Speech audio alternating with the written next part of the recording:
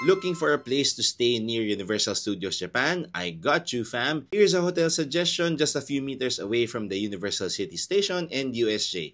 Perfect if you are planning to be at the park entrance before it opens its doors at 7:30 a.m. for the early entry. Say hello to Oriental Hotel Universal City. Room rates here start at $130 plus a night. It's at least $30 cheaper than other hotels in the similar location. $160 a night if breakfast buffet is included, which I highly suggest if you are staying at least 2 nights because the spread is amazing. It even offers unlimited sliders for breakfast. Room size is big compared to other hotels in Japan standards.